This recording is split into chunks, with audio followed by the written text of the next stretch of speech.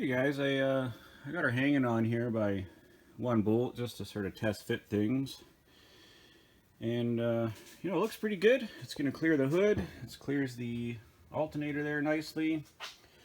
The only real issue I have is back over here.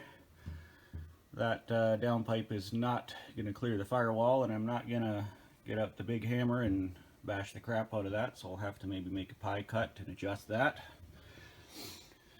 Well, that's not a big deal, really. So then we're moving on to getting our plumbing done. I think I'm going to punch the drain through that side cover, so I'm going to pull that off here and figure out some fittings for the oil side. The air inlet, that's eventually going to come around over through here to the snorkel. I'm going to punch right out the side and go up. And then this guy, I'm going to come around probably underneath this battery tray. And then I got this intercooler I'm going to try and stuff down in there. We'll make it work. We're continuing on with our oil drain on the 3B Toyota Turbo setup here. This is what I've come up with here. I've got this side cover off, and I basically took a piece of old jack handle that I had laying around and cut it to fit, and cut a flange on my little plasma table, and we're going to pop this on here and see if it fits. I think it will. I guesstimated fairly well. See, let me get this bolted on here. We'll test fit that. Well, I couldn't have done that any better, man. That bolted up just perfectly, like it was made for it or something. Sometimes I impress even myself. Guess we got the oil feed line to tackle next. See, I got the alternator off. You got to do that to get the side cover off. Got the oil lines there to the vacuum pump still connected. You can leave those on if you want to just set her off to the side here, in case you were wondering. So here's my oil in.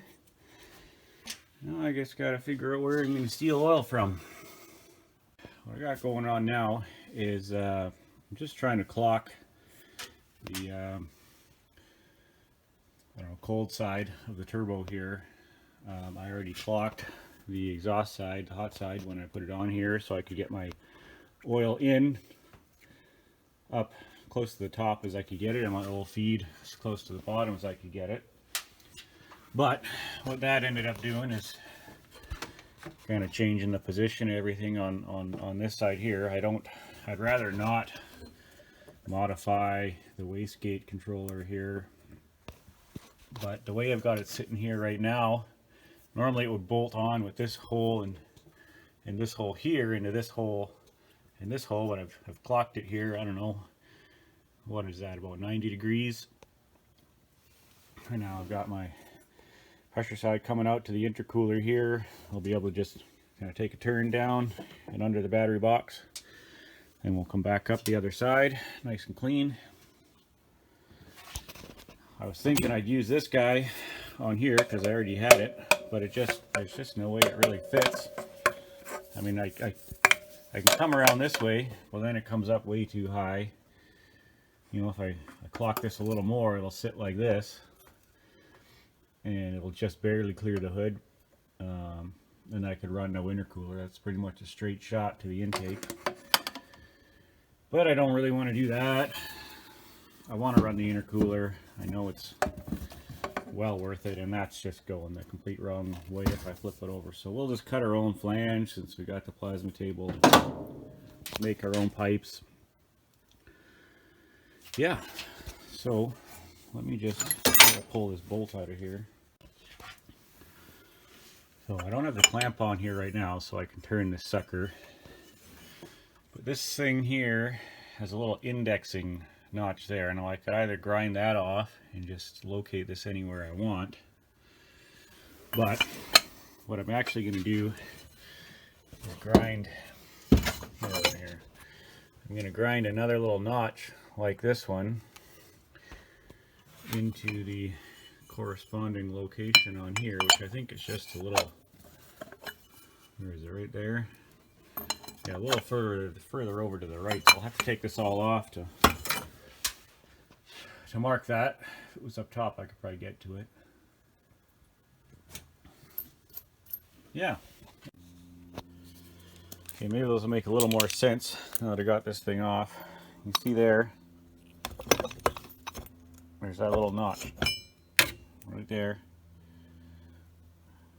Right, where am I? Right there. That just fits in there. Well, I need these two yellow marks to line up in order to get this where I want it, so we'll line those up. Where are we?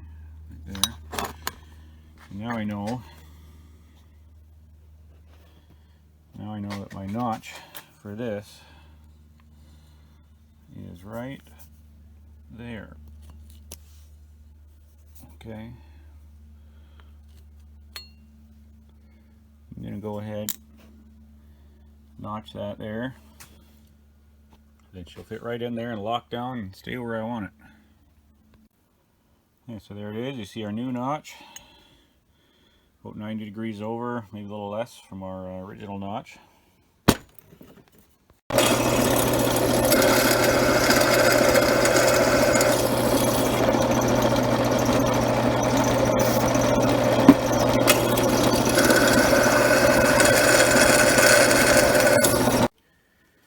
So what I'm doing here, guys, is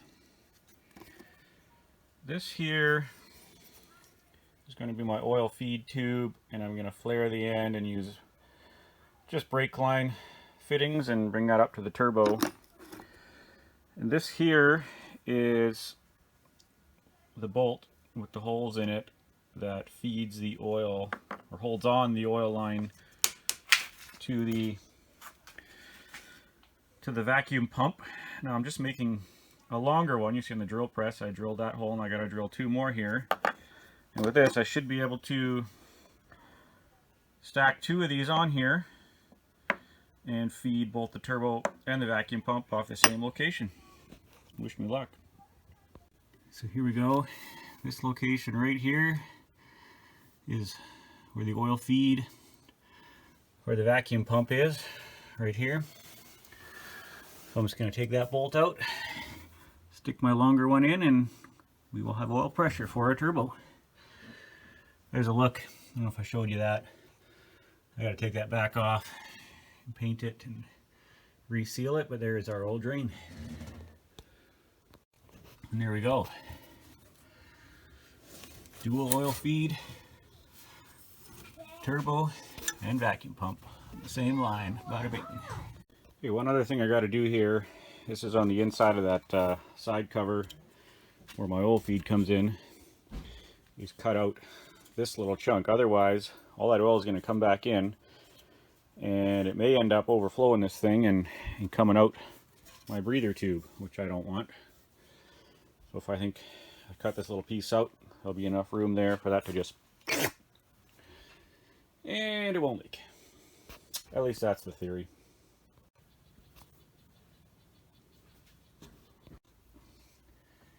And a little fresh paint, good to go.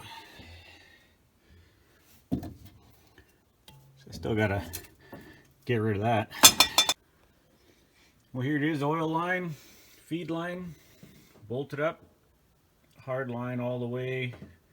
She's got a little flex in her there, so shouldn't crack or nothing. I think I'll be good. Anyway, I'm gonna end this video here, guys.